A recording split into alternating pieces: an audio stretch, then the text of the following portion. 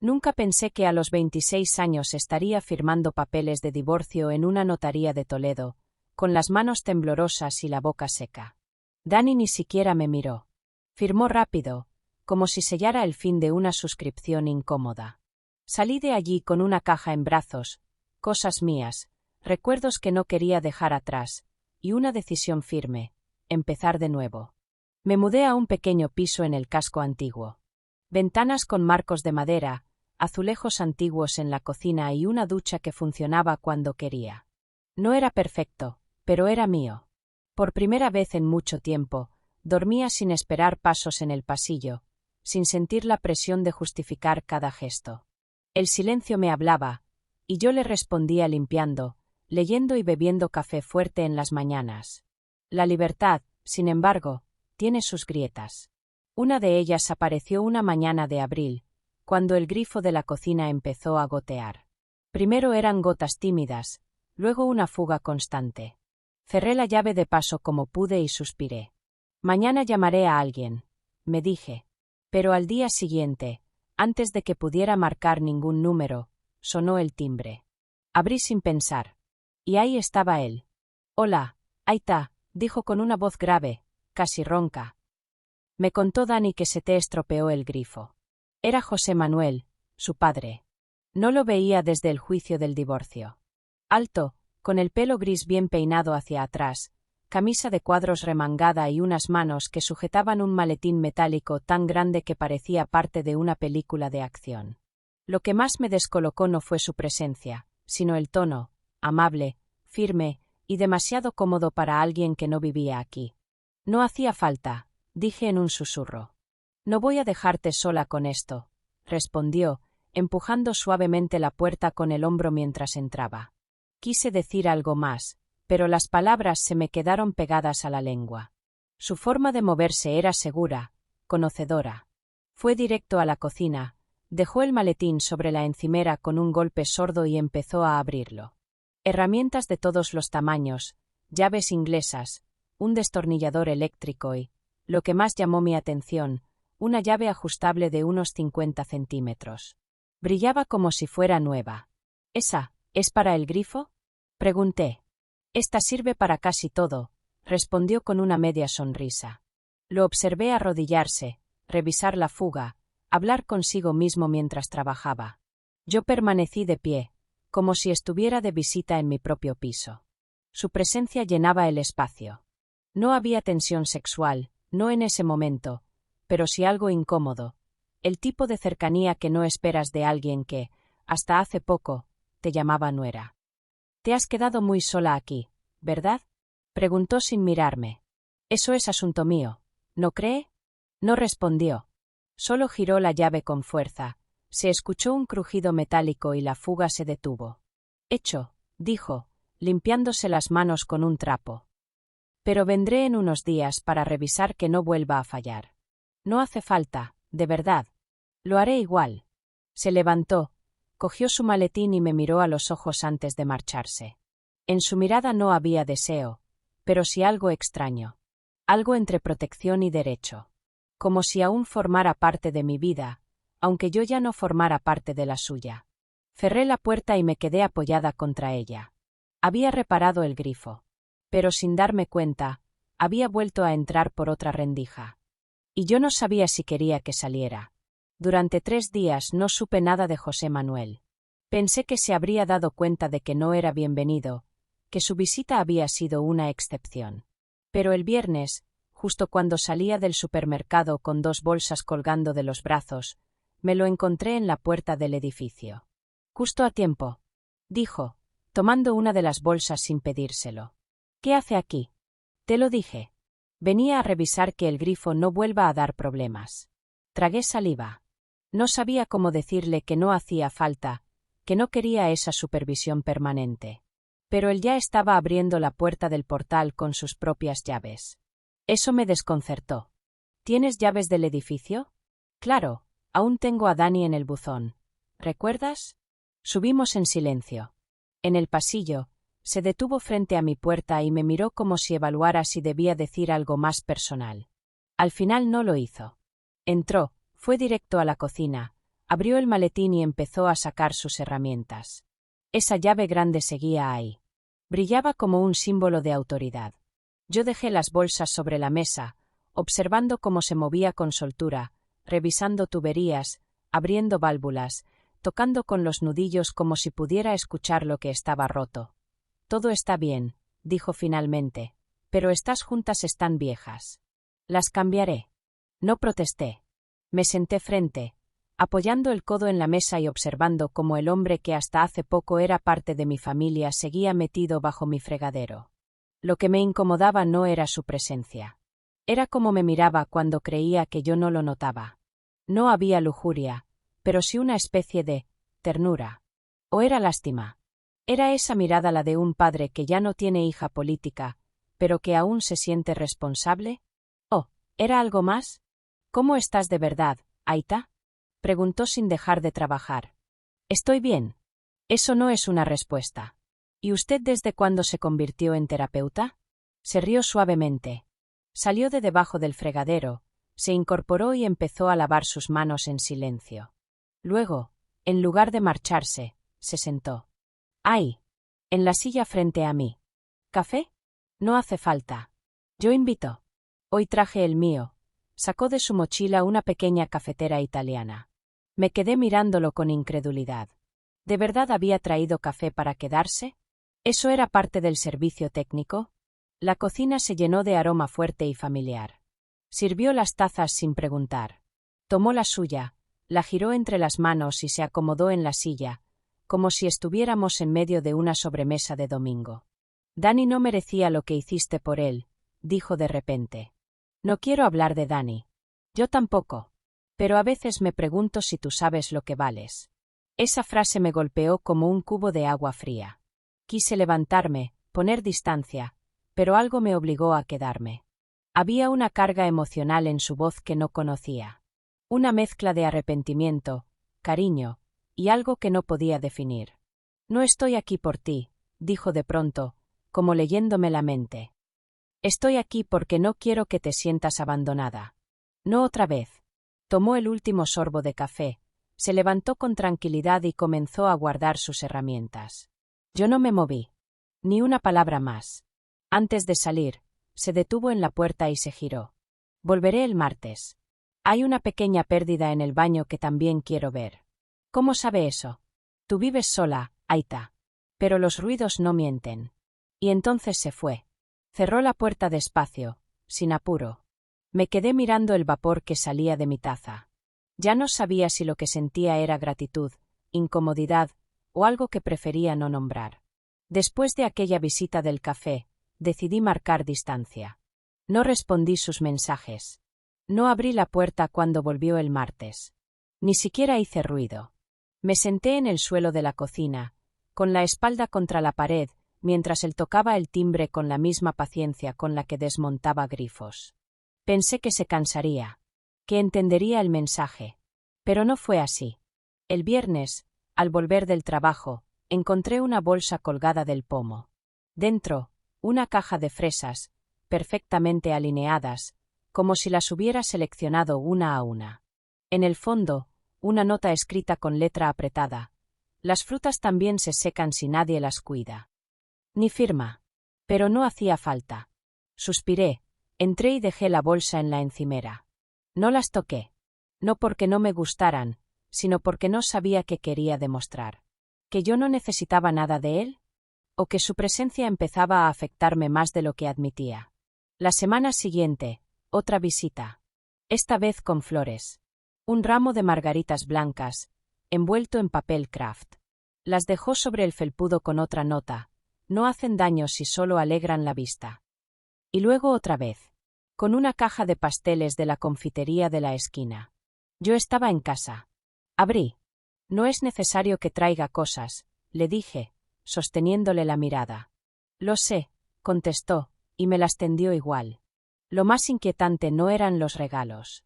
Era el silencio. Él no preguntaba nada. No insistía. No se justificaba. Solo venía. A veces se quedaba unos minutos, hablábamos del clima o de la humedad en los muros. Otras veces se iba en cuanto yo abría la puerta. Su forma de estar era la más peligrosa, sin exigencias, sin presión, sin explicaciones. Solo presencia. Y esa presencia se empezó a colar por las rendijas de mi día a día.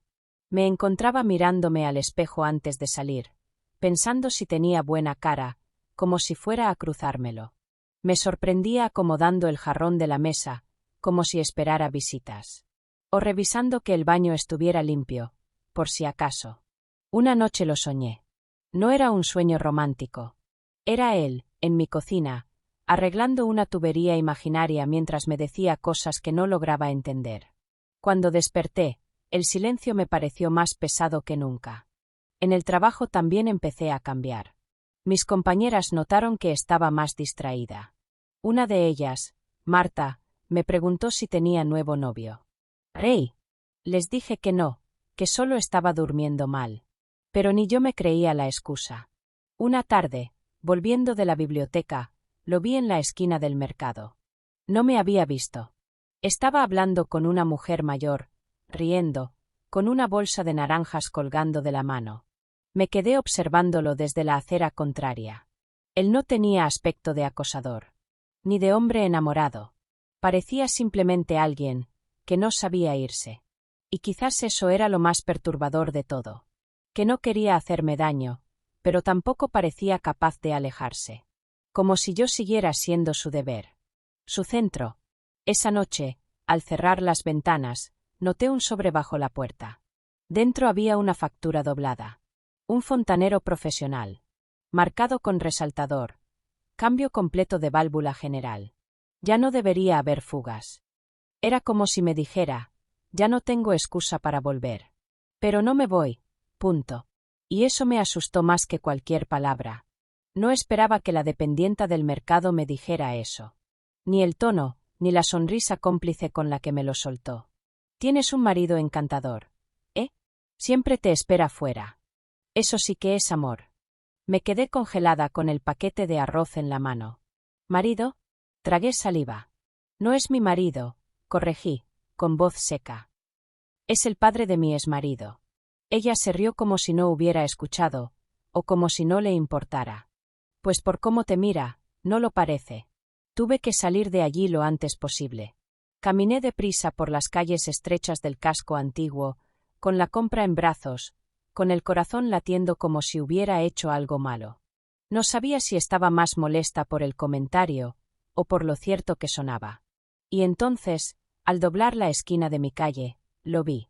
José Manuel estaba sentado en las escaleras de mi portal, con una bolsa de papel a su lado. Llevaba una camisa azul clara, el pelo peinado con más cuidado que de costumbre y un gesto tranquilo.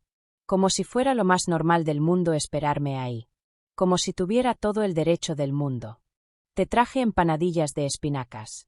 Sé que te gustan, dijo, señalando la bolsa sin levantarse. No hace falta que me esperes, José Manuel, contesté, sin suavizar el tono. No te esperaba. Solo pasaba por aquí. ¿De verdad? Porque hace una hora también estabas pasando por aquí. No respondió. Solo se puso de pie y sonrió. ¿Puedo subir y dejar la bolsa en la cocina? No. Entonces me voy. Solo quería darte esto.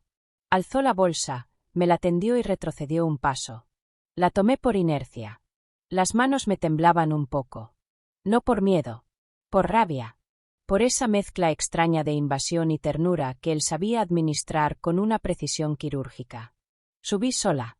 Cerré la puerta con más fuerza de la necesaria. Dejé la bolsa sobre la mesa y me apoyé en la pared, con la respiración acelerada. ¿Por qué no podía simplemente alejarse? Pensé en todo lo que había hecho en las últimas semanas, las flores, los dulces, los silencios, las presencias, las ausencias medidas, los comentarios crípticos. No era un acoso tradicional. No me exigía nada, no me gritaba, no me tocaba. Pero estaba, ¡ay!, como una sombra. Y lo peor era que una parte de mí ya lo esperaba. Como cuando una planta se acostumbra al sol por la tarde y se gira sola hacia la ventana. Esa noche, mientras cenaba, pensé en llamarlo. No para agradecerle. Para pedirle, con firmeza, que se detuviera. Que me dejara espacio. Pero no lo hice. Apagué el móvil. Me acosté temprano. Cerré los ojos. Y soñé con una casa sin puertas, en la que alguien entraba y salía cuando quería.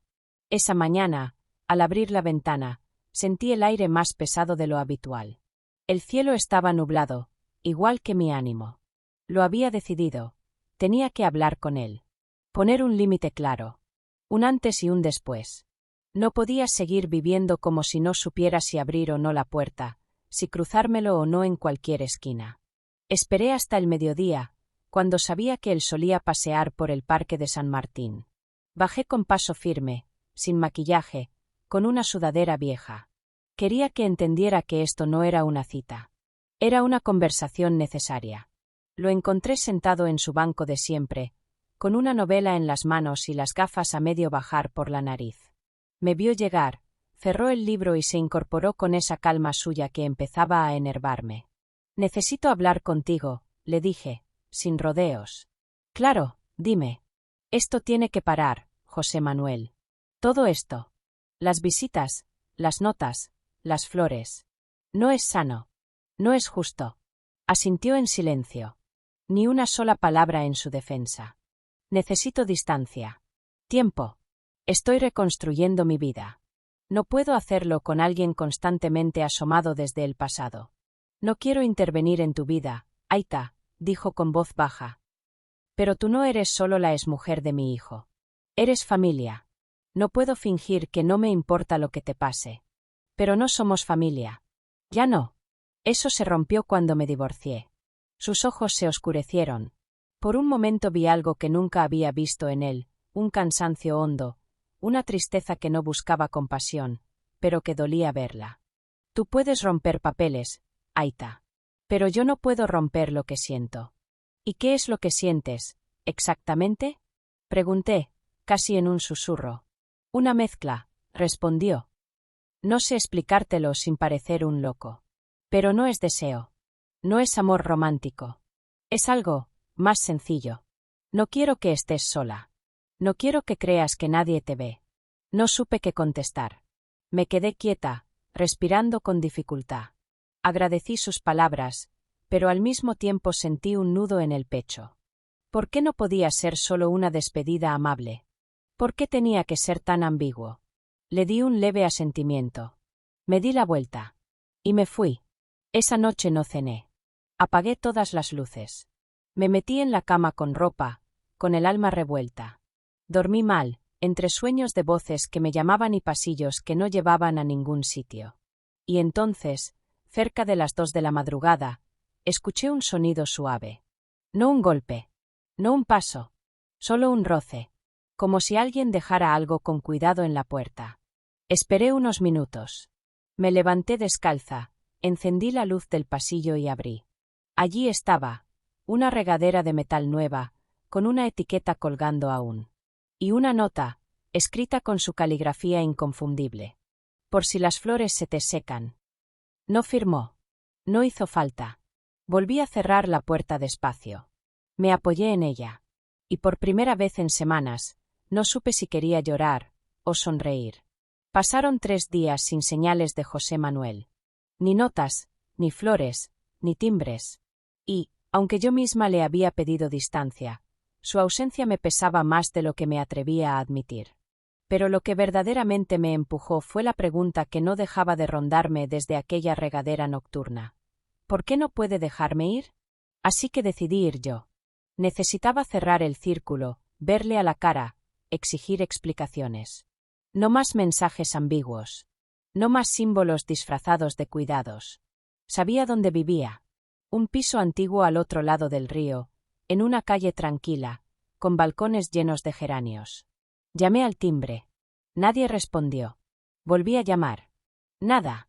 Fue una vecina quien, al asomarse, me reconoció. ¿Buscas a José?, preguntó con una sonrisa amable. Salió hace un rato, creo que fue a la farmacia. Pero si es urgente, puedes esperarlo. Siempre deja la puerta abierta. No pensé. No pregunté. Simplemente empujé la puerta. El piso olía a madera y colonia antigua. Entré despacio, sintiéndome intrusa, pero al mismo tiempo movida por algo más fuerte que la educación. Una necesidad visceral de entender. Y entonces lo vi. En el salón, sobre la estantería, el aparador, incluso en las paredes, había fotos mías. Solo mías. En algunas estaba en celebraciones familiares, sonriendo con copa en mano. En otras, sentada en un jardín, con el pelo alborotado. Reconocí incluso una imagen que creí haber borrado hace años, en la que salía en la cocina de Dani, riendo con una cuchara de madera en la mano. Lo más perturbador era lo que no estaba, Dani. En cada foto en la que antes aparecía su hijo, él había sido recortado. Literalmente. Bordes rasgados, siluetas vacías a mi lado, como si su existencia hubiera sido borrada a propósito. Sentí un escalofrío subir por mi espalda. Me acerqué a una vitrina. Dentro, entre figuritas de cerámica y libros de historia, vi una pequeña caja de madera con mi nombre grabado a mano, Aita. No la abrí. No podía. El silencio era espeso. Me faltaba el aire. Todo era demasiado íntimo. Demasiado obsesivo. Ya no se trataba de un hombre solo que buscaba compañía. Se trataba de alguien que me había convertido en su centro, en su refugio, en su símbolo personal de algo que no entendía, o no quería entender. Salí corriendo. Bajé las escaleras como si me persiguiera una sombra. La vecina me saludó desde la ventana, pero no la miré.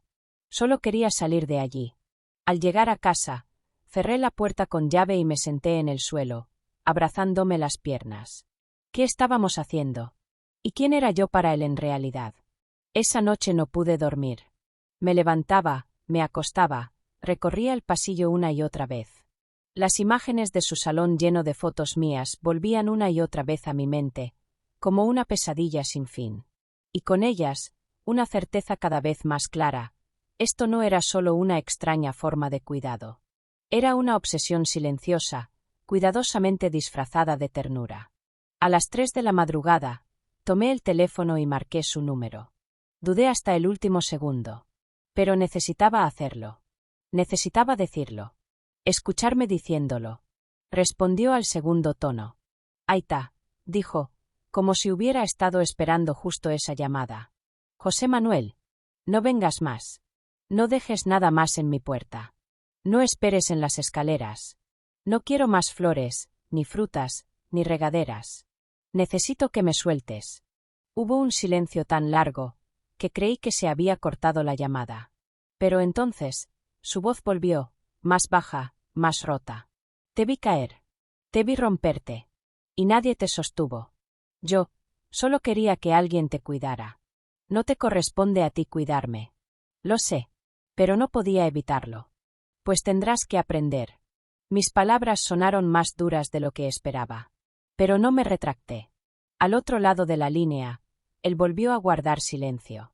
Era como si luchara contra algo interno, como si no supiera qué parte de sí mismo debía defender.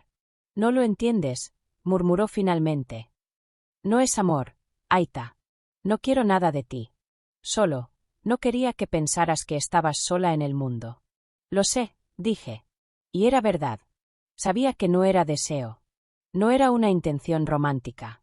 Pero eso no lo hacía menos peligroso. Porque una presencia constante, aunque sin palabras, puede envolver más que un abrazo. Y un silencio, cuando se repite, puede sonar como una cadena. Nunca intentaste tocarme. Nunca dijiste una palabra inapropiada. Pero cruzaste un límite, José Manuel. Estás dentro de mi cabeza. Me obligas a pensar en ti incluso cuando no quiero. Eso, también es una forma de invasión. Respiró hondo. Pude oírlo. No quería ser una carga. Entonces no lo seas. Te pido, por favor, que no vuelvas. No necesito salvadores. No necesito a nadie que me mire como si fuera frágil. No soy tu debilidad. Silencio. Está bien, dijo al fin. Si eso es lo que quieres, lo haré. Colgó. Y el silencio, por primera vez, dolió. Apoyé la frente contra la pared. Lágrimas que no sabía que tenía comenzaron a caer. No por él. Por mí. Por todas las veces que pensé que cuidar de mí misma sería más fácil que esto. Pero no lo fue. Pasó una semana. 7 días completos sin una nota bajo la puerta, sin flores apoyadas en el felpudo, sin ruidos en la escalera, sin su sombra cruzando la calle cuando volvía del trabajo. José Manuel desapareció como si nunca hubiera estado. Y, al principio, sentí alivio. Como si mi cuerpo respirara por fin sin ese peso invisible. Me levantaba más ligera. No revisaba la mirilla antes de salir. No esperaba sobresaltos en el timbre. Pero al tercer día, algo empezó a doler de forma sutil. Un espacio vacío se abría en las esquinas de mi rutina. En la forma en que me preparaba el café. En cómo me vestía. En el modo en que entraba al portal y ya no había nadie sentado esperando. No lo extrañaba a él. Extrañaba que alguien estuviera. Y ese pensamiento me inquietó más que su presencia constante. Porque ¿cuántas veces había confundido compañía con afecto? ¿Cuántas veces me había aferrado a alguien solo por no enfrentar ese silencio incómodo que llena una casa por la noche? Me obligué a ser honesta. No quería a José Manuel. No de esa forma. Y lo que me había incomodado en él no era solo lo que hacía, sino lo que me hacía sentir vulnerable. Frágil. Como si fuera alguien que necesitaba ser salvada. Una tarde lluviosa, decidí salir a caminar. Sin paraguas. Sin rumbo. Las calles mojadas de Toledo brillaban bajo la luz de las farolas. La ciudad tenía ese aire de piedra antigua que me recordaba que muchas cosas sobreviven a las tormentas. Incluso yo. Me senté en un banco bajo los árboles, con el pelo empapado y el corazón latiendo con fuerza. Me puse a pensar en los últimos meses. En Dani. En el divorcio. En los silencios. En el miedo. En las veces que fingí estar bien solo para que nadie me hiciera preguntas. Y entonces lo supe con claridad. No necesitaba que nadie me arreglara. No era una tubería rota, ni una planta seca, ni una mujer que necesitaba ser cuidada como si fuera frágil. Sí, me habían herido. Pero también me estaba curando. Y ese proceso era mío. Solo mío.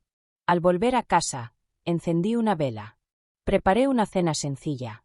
Me senté en el suelo, con una manta sobre las piernas, y escribí en mi cuaderno: no estás obligada a aceptar compañía solo por miedo al eco. Guardé el cuaderno y respiré hondo. No sabía qué pasaría después. No sabía si José Manuel cumpliría su palabra, si volvería a aparecer, si la historia estaba realmente cerrada. Pero esa noche, por primera vez, sentí que la casa era verdaderamente mía. Y eso era un comienzo. Era una tarde templada, de esas en las que Toledo parece guardar la respiración antes del anochecer.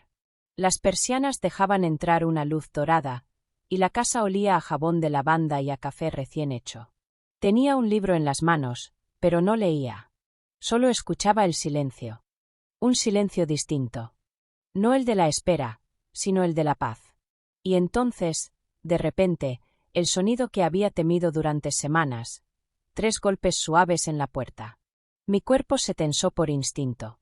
El corazón se aceleró. Por un segundo pensé que era él. Que había vuelto. Que su sombra regresaba a mi umbral. Me levanté despacio, con la respiración contenida. Crucé el pasillo. Apoyé la mano en la cerradura. «Sí», pregunté sin abrir. «Soy Miguel, del cuarto. ¿Tienes por casualidad un destornillador?» El mío desapareció. Solté el aire que sin darme cuenta había retenido. Abrí la puerta. Miguel era joven, con el pelo revuelto y una sonrisa amable. Tenía una mancha de pintura en la camiseta y una mirada sincera. «No tengo herramientas», respondí con una media sonrisa, «pero puedo ayudarte a buscar una». Se rió. «Gracias. Y perdón por molestar». «No molestas», le aseguré. Le indiqué una ferretería cercana. Nos despedimos con un gesto amable. Cerré la puerta con suavidad. Pero esta vez no fue para protegerme. Fue simplemente porque así se cierran las puertas. Me senté de nuevo. Tomé el libro. Pero esta vez sí leí. Cada palabra, cada línea. Sin ruido en la cabeza. Sin sombras detrás de la cortina. Comprendí algo esencial: no necesito a nadie que me complete. Porque no estoy rota. Lo que necesito, y merezco, es a alguien que quiera caminar a mi lado sin invadir mi espacio. Sin posesiones. Sin silencios cargados. Solo compañía sincera, si algún día la quiero. Y si alguna vez vuelven a llamar a la puerta, ya no tendré miedo de abrir. Gracias por seguir con nosotros en el canal Deseos Prohibidos. Suscríbete, dale like y no te pierdas nuevas historias apasionantes.